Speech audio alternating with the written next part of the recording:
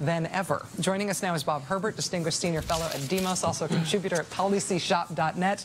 Bob, thanks for being here.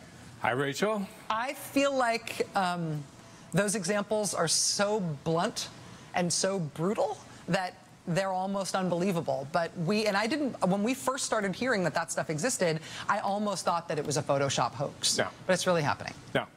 I've been covering this since 2000. We all remember what happened then.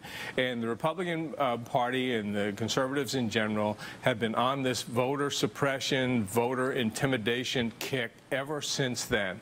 They're on the losing side of the demographics in this country, and they're on the losing side when it comes to the issues. But what they're trying to do is keep as many of their opponents away from the polls as possible, and I think they've been doing a very effective job of it. This should be a much bigger story. It should be a bigger story. There's frustration, I know, from a lot of people who want this to be the biggest story in the country, but I think a lot of the reason that people get sort of stymied in trying to report on it is you get as far as paid for by a private family foundation, and you don't know who to be mad at. You just think it's gross, but you don't know how to trace it anywhere. That's why I feel like the Pennsylvania story itself ought to be of national significance, because it's the state of Pennsylvania that is still intimidating people into thinking they're not going to be able to. I completely agree. And then these issues that you're talking about tonight, that should be a bigger national story as well. But also, you've got these campaigns going where they're going to send poll watchers out on Election Day and to intimidate voters showing up at the polls. And you mentioned that chaos equates with voter suppression. So they try to foment as much chaos as possible so that if Election Day comes and you're in line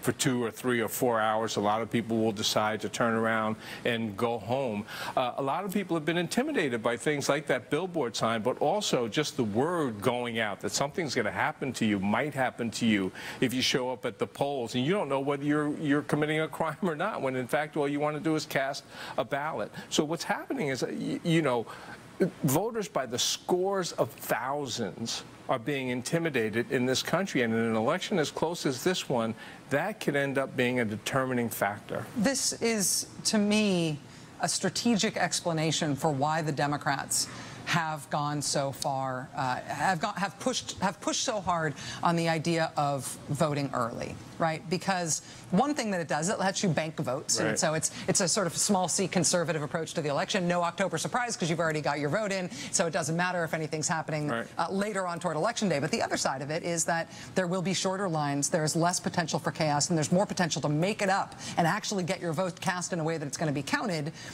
if you give yourself some leeway and you don't push it till election.